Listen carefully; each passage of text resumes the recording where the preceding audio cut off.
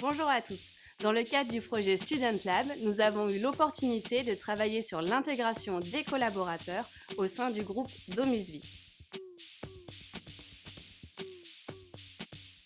Créé en 1983, Domusvie est l'un des leaders de l'accueil, de l'aide et des soins de plus de 72 000 résidents fragilisés par l'âge ou par la maladie.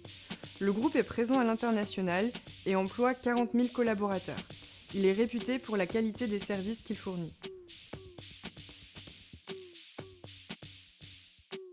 Pour une autonomie rapide, un travail efficace, une fidélisation des collaborateurs et donc une baisse du turnover, ainsi qu'un gain de temps pour les directeurs de résidence. Les directeurs de résidence nous ont exprimé le besoin d'avoir à disposition un outil préservant leur autonomie tout en restant précis. Nous avons donc mis au point Welcome Box, un dispositif fluide et simple d'usage.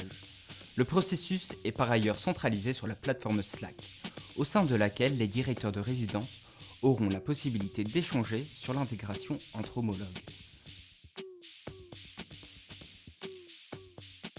La phase 1 est la pré-intégration qui a lieu une semaine avant l'arrivée du nouveau collaborateur. La phase 2 consiste à l'accueil personnalisé qui se fait le jour de l'arrivée du collaborateur. La phase 3 correspond à l'accompagnement renforcé qui a lieu une semaine après l'arrivée du collaborateur. Au sein de la phase 4, il s'agit de consolider les relations un mois après l'arrivée du collaborateur. La phase 5 a pour objectif de préserver les acquis au bout de 3 mois d'ancienneté. La phase 6 consiste en un suivi de l'intégration après 6 mois au sein de Domusvie. Pour conclure, nous pouvons dire que Welcome Box est un outil souple et efficace qui pourrait être utilisé de manière spontanée par les directeurs de résidence. Merci.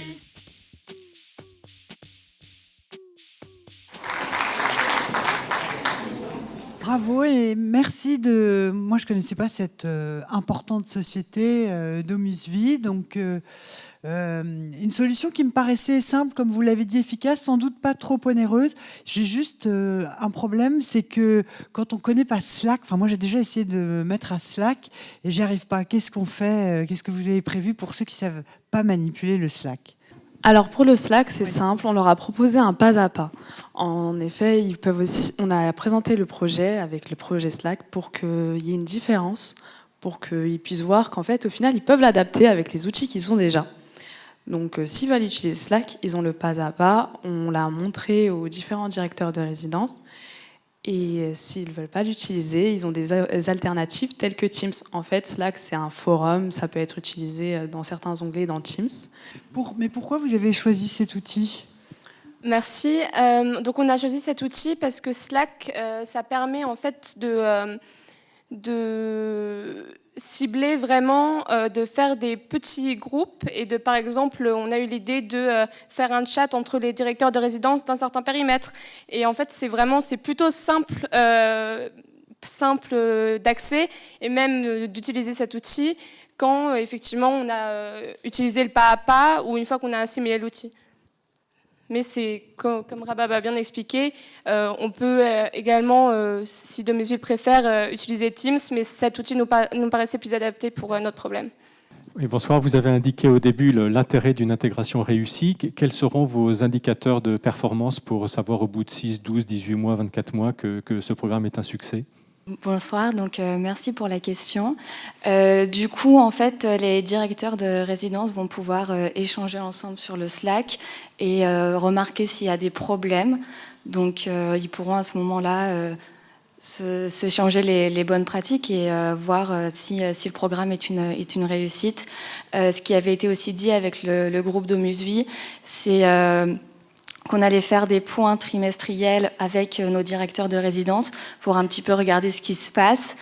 Et dans le but de leur laisser beaucoup d'autonomie, on est plutôt parti finalement sur le fait que si on remarquait qu'il y avait un problème, alors là, on allait contacter le directeur de résidence pour voir comment ils sont sortis au niveau de son intégration. Et pour compléter par ce que dit Ophéline, les différents KPI qu'ils pourront avoir, c'est le turnover. on espère qu'il y aura une baisse du turnover. Et aussi, on a mis en place des plateformes de feedback, donc un feedback où ils vont remplir un formulaire, un Google Form, et aussi des feedbacks avec les managers. Donc à travers ça, ils pourront savoir si l'outil a bien fonctionné ou non à travers les différents retours qu'ils auront. Merci.